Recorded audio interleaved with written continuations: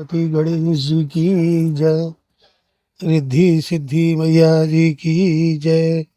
जय जय श्री राधे श्याम। श्रीमद् भागवत गीता जी का चौथा अध्याय है। आप लोग ध्यान से सुने। ये जो अध्याय है ये ज्ञान, कर्म और संन्यास योग के ऊपर है। इसमें कृष्ण जी, ठाकुर जी ज्ञान योग, कर्म योग, संन्यास योग को बता रहे हैं। जिस प्रकार कहा जाता है कि नेकी कर और कुएं में डाल दे, इसी प्रकार कर्म का ज्ञान कहता है कि कर्म कर और उसे श्री कृष्ण जी के चरणों में डाल दे, सौंप दे। श्री कृष्ण भगवान जी कहते हैं, इस अविनाशी कर्म योग को मैंने सूर्य से कहा, सूर्य ने मनु से कहा और मनु ने राजा इक्ष्वाकु से कहा। हे अर्जुन, इस परंपरा से प्राप्त यह योग सब राज ऋषियों ने जाना, परंतु अधिक समय व्यतीत होने से यह लुप्त हो गया। अर्जुन श्री कृष्ण जी का प्रिय मित्र भी है और भक्त भी, इसलिए उसे ये सदियों पुराने योग को बता रहे हैं और सिखा रहे हैं, और यह भी कह रहे हैं कि यह गुप्त रखने की बात है। यहाँ पर गुप्त रखने की वजह है कि इतने बड़े ज्ञान का सम्मान हो, इसे सामान्य विद्या ना समझा जाए, इसलिए इसको गुप्त ज्ञान कह रहे हैं प्रभु, कि इसे हम सामान्य ना समझ लें और ध्यान से इसको सुने। अर्जुन कहने लगा, आपका जन्म तो अभी हुआ है और सूर्य का जन्म बहुत पहले हुआ था। मैं कैसे मान लूं कि आपने सूर्य को ये योग बताया था? अर्जुन श्री कृष्ण जी पर शक नहीं कर रहे, वो समझना चाहते हैं कि जो भी हुआ वो कैसे हुआ। श्री कृष्ण जी बोले, हे अर्जुन, मेरे और तुम्हारे अनेक जन्म हो चुके हैं, मुझे याद है और तुम भूल गए हो। मैं अजन्मा हूं, यानी मेरा कोई जन्म नहीं हुआ। मैं अविनाशी हूं, यानी मेरा कभी नाश नहीं हो सकता। मैं समस्त प्राणियों का ईश्वर होते हुए भी अपनी प्रकृति को अधीन करके अपनी योग माया से प्रकट होता हूं। हे भारत, जब जब धर्म की हानि होती है, अधर्म बढ़ जाता है और पाप बढ़ने लगते हैं, तब किसी ना किसी की जरूरत पड़ती है भक्तों। तो किसी ना किसी की जरूरत तो पड़ती है ना, जो आए और सब कुछ ठीक कर दे। जब जब धर्म की हानि होती है और पाप बढ़ने लगते हैं, तब किसी ना किसी की जरूरत हमें भी पड़ती है, सबको पड़ती है। तो भक्तों, आता है ना मन में कि जो आए और सब कुछ ठीक कर दे। जब जब धर्म खतरे में आता है, तब तब श्री कृष्ण जी अपना एक रूप रचते हैं और हमारे बीच में प्रस्तुत होते हैं, प्रकट होते हैं। और इसी प्रकट होने को अवतार भी कहते हैं। इसी प्रकट होने को अवतार भी कहते हैं।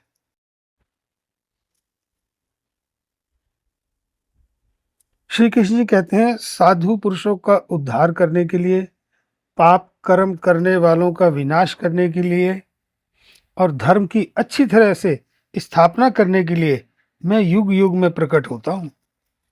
श्री कृष्ण जी कहते हैं कि उनका जन्म अलौकिक है, यानी इस लोक का नहीं।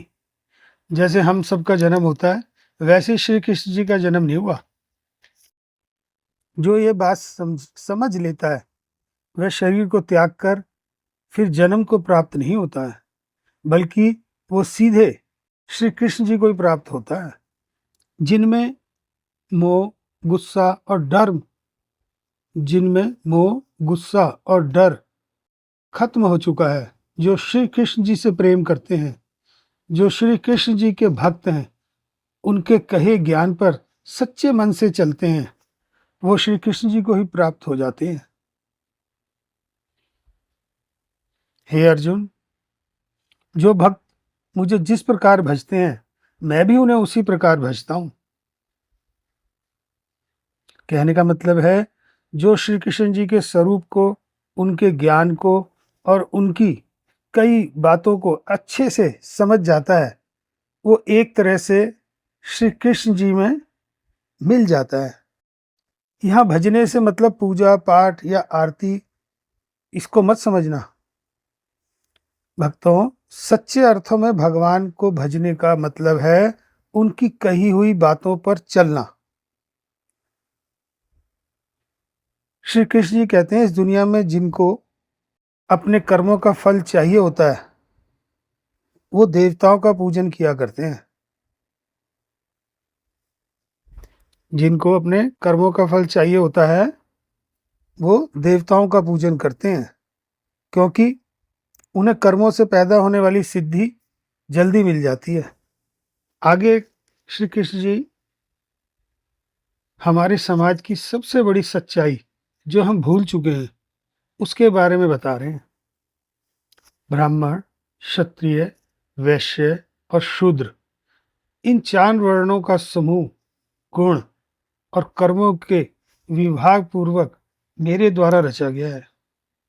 इस प्रकार उस सृष्टि रचना आदि कर्म का कर्ता होने पर भी मुझ अविनाशी परमेश्वर को तू वास्तव में अकर्ता ही जान। जिसे हम जात या जाति कहते हैं, वो आपके गुण और आपके कर्म पर निर्भर करती है, जन्म पर नहीं। हो सकता है कि आपका जन्म एक अच्छे घर में हुआ हो, आपके माता पिता अच्छे इंसान हो, लेकिन अगर आप धूर्त हैं, झूठ बोलते हैं या गलत काम करते हैं, तो क्या आपको भी सच्चा और अच्छा कहा जाएगा?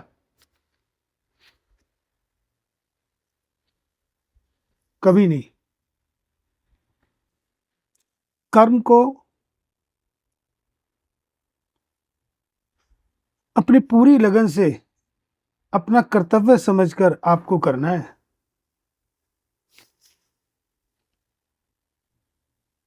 लेकिन उसमें बंद कर उसके फल के लिए आपको परेशान नहीं होना। आपने परीक्षा दी या किसी चुनौती का सामना किया, अब उसके रिजल्ट का आपको इंतजार है और आप सोच रहे हैं कि ना जाने क्या होगा, भगवान अच्छा कर देना। ये गलत है। सच्चे मन से कर्म करिए और आगे बढ़ते रहिए। भगवान से ये मत कहिए कि वो सब अच्छा करें। हमें आपको अपना कर्म अच्छा करना है, उसके बाद उस ईश्वर पर छोड़ दीजिए। श्री कृष्ण आगे अर्जुन को बताते हैं कि बीते समय में जिन लोगों को भी मोक्ष प्राप्त हुआ था, उन्होंने इसी तरीके का इस्तेमाल किया था, और इस समय तुझे भी अर्जुन मोक्ष की इच्छा है, तो तुझे भी इसी तरीके से चलना पड़ेगा, निष्काम कर्म करते हुए।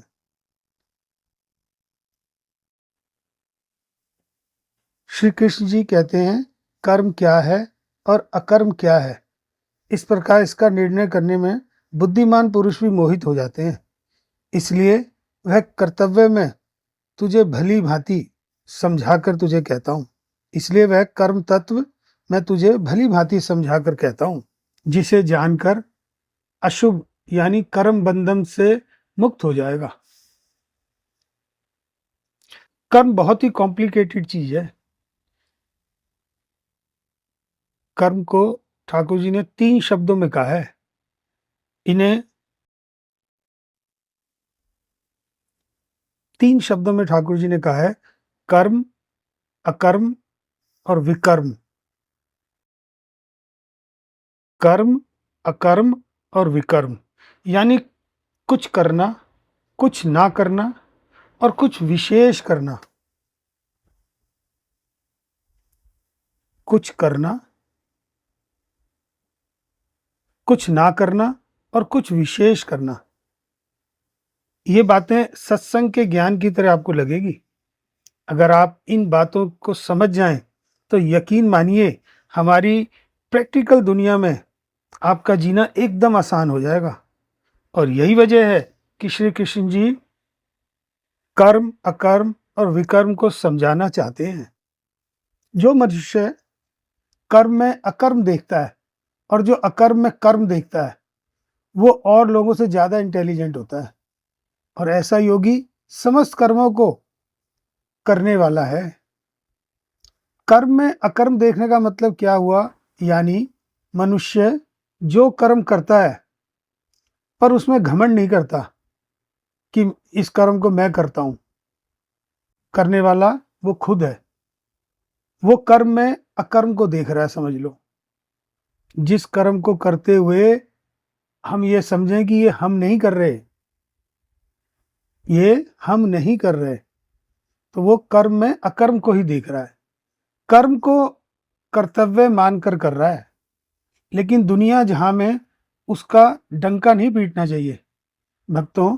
उसे यह नहीं कहना चाहिए मैंने यह कर दिया, वो कर दिया। अपना काम करना है, उसके फल के बारे में नहीं सोचना है और अपने अगले काम, अगले कर्तव्य में लग जाना है। यही कर्म में अकर्म को देखना है।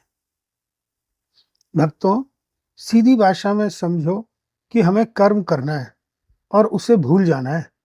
लेकिन कौन सा कर्म? जिस कर्म को शास्त्र ठीक बताएं। शास्त्र कौन से कर्म को ठीक बताते हैं? जिसमें धर्म का पालन है, जिसमें आपके कर्तव्य, आपकी रिस्पॉन्सिबिलिटी पूरी होती है, वो कर्म। जिस कर्म को शास्त्र ठीक बताएं,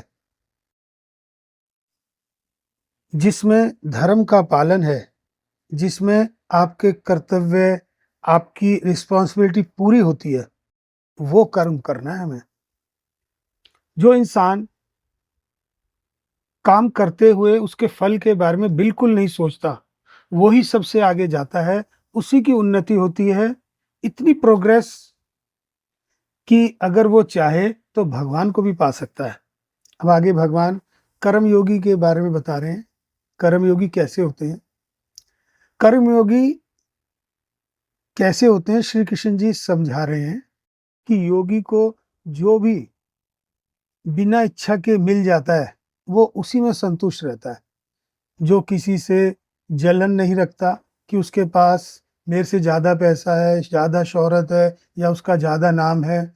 जो हार या जीत, सुख और दुख, इन सब में एक जैसा महसूस करता है, वही असली कर्मयोगी है।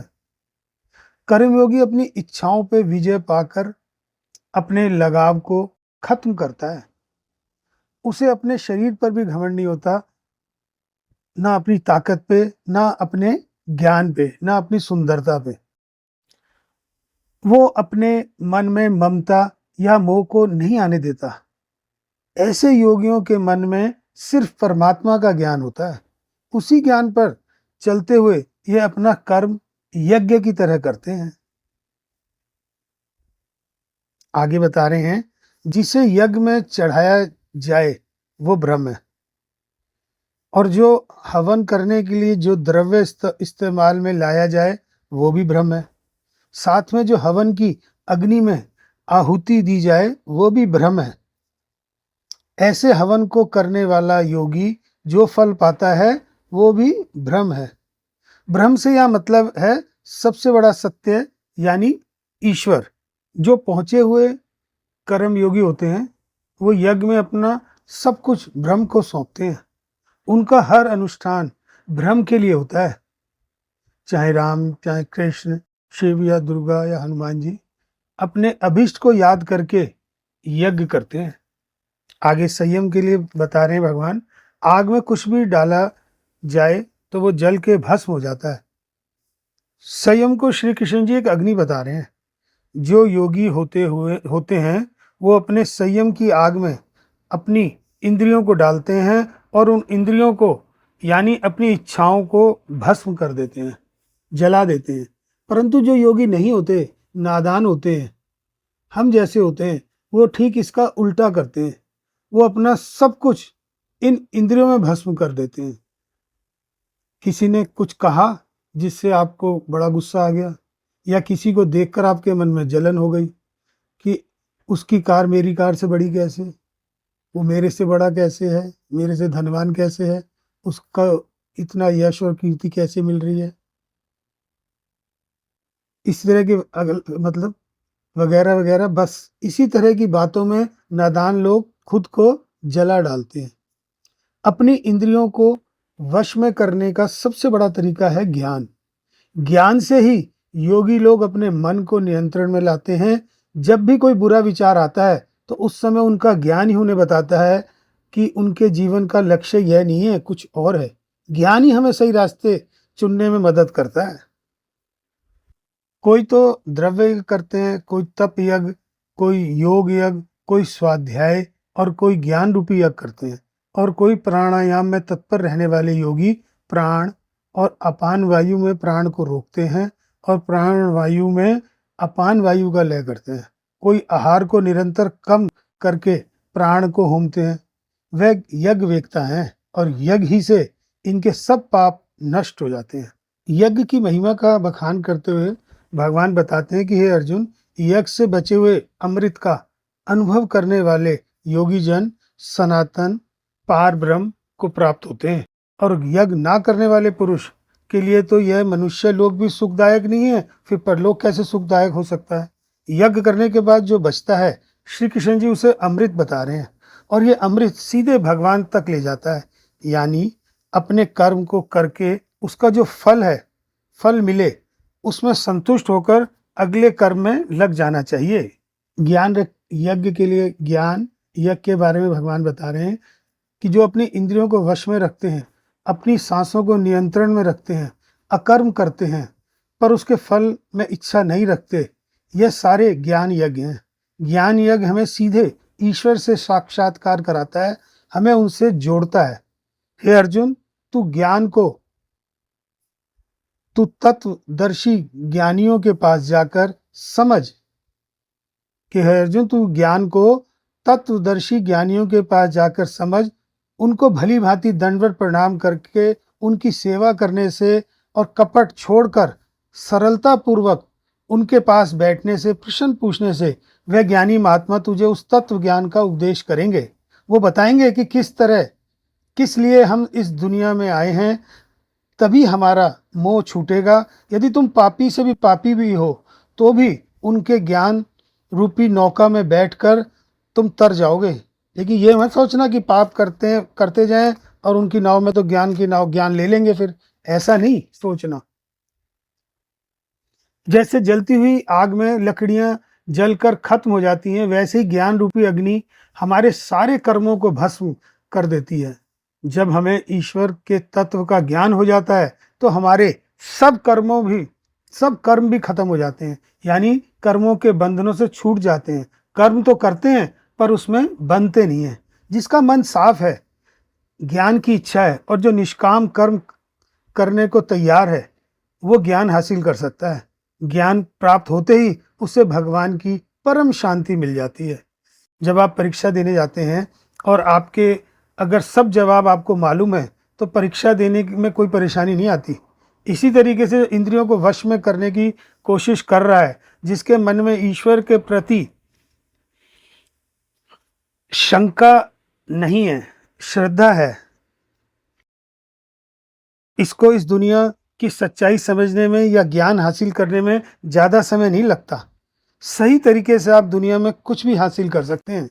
जो सही गलत का फैसला नहीं कर सकता, जिसमें श्रद्धा नहीं होती, जिसके मन में शंका है, ऐसा मनुष्य खत्म हो जाता है, नष्ट हो जाता है। ऐसे शंका वाले मनुष्य के लिए ना ये दुनिया है और ना वो ऊपर वाली दुनिया है, और ना ही उसे कभी सुख प्राप्त होता। इसलिए तू अर्जुन अपने अज्ञान को, संशय को ज्ञान रूपी तलवार से काट कर कर्म योग में स्थित हो जा और युद्ध के लिए खड़ा हो जा। हमें भी जीवन में कोई शंका सताए तो बस कर्म योग को ध्यान में रखकर काम में लग जाना चाहिए और इधर उधर ज़्यादा नहीं सोचना चाहिए कि अंजाम क्या होगा।